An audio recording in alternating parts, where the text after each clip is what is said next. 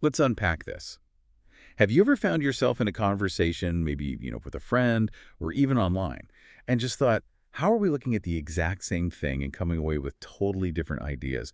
Why do our opinions just diverge so wildly sometimes? It's almost like we're tuned into different channels entirely. It's a question that pops up a lot, right? Wow. Yeah. Especially today. And for this deep dive, we're tackling it head on. We're looking at a really fascinating article called Are We Humans Equipped with Different Sets of Sensors.pdf?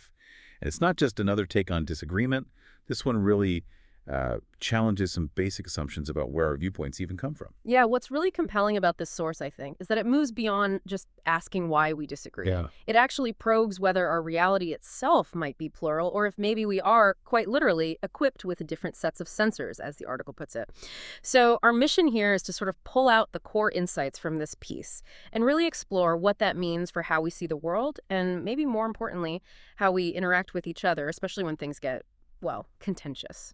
Exactly. And the article just throws these big questions right out there at the start. Why do humans disagree? Why different opinions on almost everything? Is reality plural? Or is it these different sensors? I mean, these really make you stop and think about maybe every argument you've ever been in. Right, and the article gives an answer straight away that's maybe a bit surprising. It suggests that, disagreements don't necessarily come from some deep biological difference in our sensors, like we're built differently.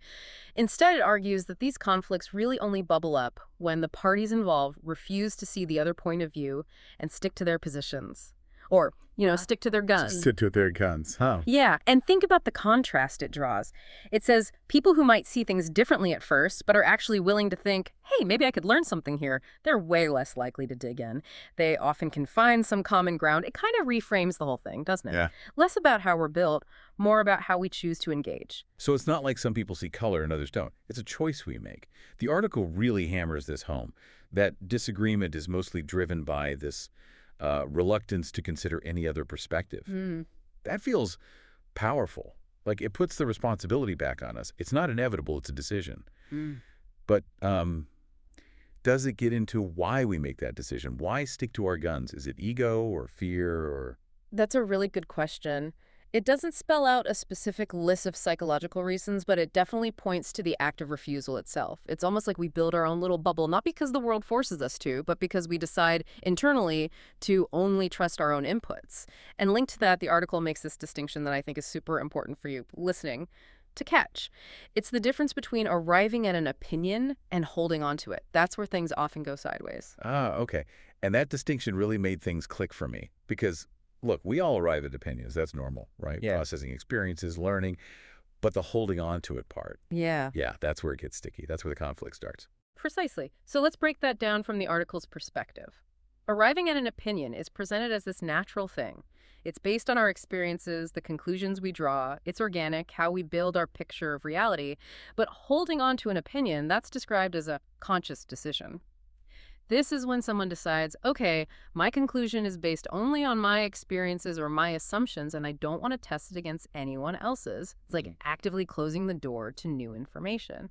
Right, like deciding your way to work is the fastest, end of story, even if someone shows you traffic data for a new highway. Exactly that kind of thing. You're not just arriving at a belief, you're actively defending it, sometimes against the evidence. And the consequence, the article points out, is pretty major. Once you get locked into that position, it becomes our own reality, even though it may be very limited. Wow, our own reality, even though it may be very limited. That hits home. Have you ever caught yourself doing that? I know I have, definitely, when I'm really invested in something. Or you see it in debates, right? Someone seems locked in, and it just colors their whole view. It really shows how our choices can narrow our world. Absolutely. We can build these very tight, constrained versions of truth.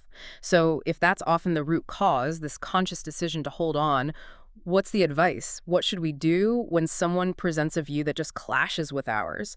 The article actually offers a very rational path forward, almost elegant, really. Okay, I'm all ears. Because, yeah, the default is usually just to push back harder, isn't it? It often is. So the article outlines two main constructive routes, plus some pragmatic advice if things go south. Path 1. The most rational response is to re-examine one's opinion in the light of the new input.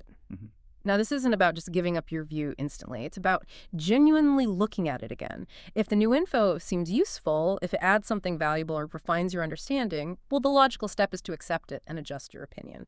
That's basically learning, right? Growing. Yeah. But it does take a bit of intellectual humility. It really does. And that sounds so logical on paper, but wow, how often do we actually do that? Step Yeah. back and really re-examine. It means getting past our own ego. Yeah. Which, Yeah, that's tough. what makes that so hard for us, do you think? If it's supposedly the most rational thing. Well, I think it's because our opinions can get tangled up with who we think we are. So admitting an opinion is flawed can feel, on some level, like admitting we're flawed. And the article implies this resistance is where that sticking to your guns thing comes from. It's just easier sometimes to defend that limited reality than to, take it apart and rebuild something better.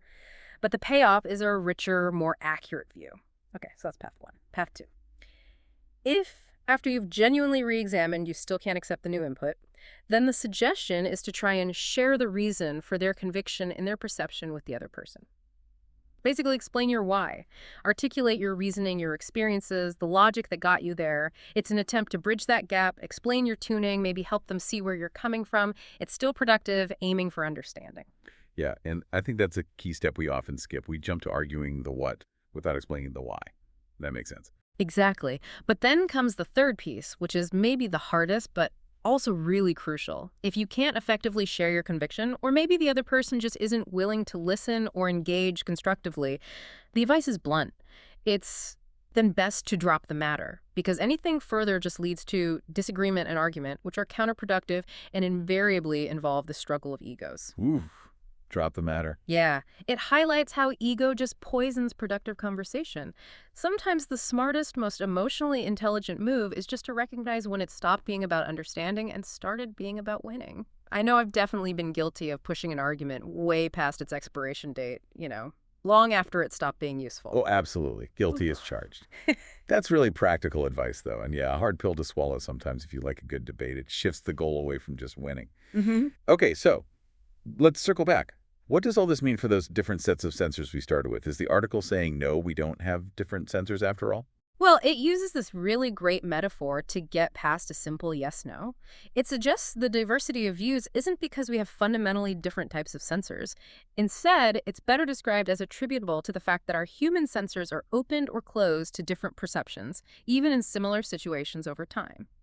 So, the equipment might be the same, but our openness, our receptivity, varies. Opened or closed? And to make it crystal clear, it uses this analogy. It's like a radio receiver that can be tuned at will to different reception bands. Oh, okay. Like tuning an old radio dial. Precisely. Think about it. A radio can pick up tons of different stations, right? Different Yeah. frequencies. But what you actually hear depends entirely on where you set the dial. You choose the band, the frequency. The article suggests our minds, our perceptions, our sensors work in a similar way. The basic hardware might be pretty consistent across people, but how we tune it consciously or maybe unconsciously, that drastically affects what we perceive, what we focus on, what gets filtered out, and ultimately what feels like reality to us. It's an active tuning process. Wow. That's a really empowering thought. The idea that we actively tune our perception, it means we're not just passively getting reality beamed at us. We actually have control over how open we are to different signals, different frequencies. It completely reframes disagreement, doesn't it? It's not just something that happens. It's something we participate in and can maybe change. Makes me think how often I've probably been stuck on one station, completely missing other broadcasts. So really, this deep dive shows us it's a much richer picture than just different realities or fixed biological differences. It seems less about the hardware itself and much more about how we choose consciously to tune our perception, our willingness to listen to other stations maybe, and our ability to, check our ego at the door sometimes for the sake of actually understanding something new. Exactly. And if we kind of zoom out to the bigger picture here, this leaves us with a pretty important question for you, the listener. If our human sensors really are like these tunable radio receivers, and we actually have the capacity to adjust that tuning, how could that understanding change how we approach disagreements? Think about it in your own life, or even in, those big societal debates we see all the time. Consider that conscious choice you're making. Are you sticking to your guns, locked on one familiar frequency, or are you willing to Re-examine to maybe scan the dial a bit when new input comes along. What could happen if we all got a bit more intentional about how we tune our perceptual bands? What new insights, what common ground maybe, could we find if we deliberately tried listening to different frequencies instead of just sticking with our usual favorites? Yeah, a lot to think about there, isn't it? The tuning really is in your hands. Keep those sensors open, keep exploring the dial. And thanks for taking this deep dive with us today.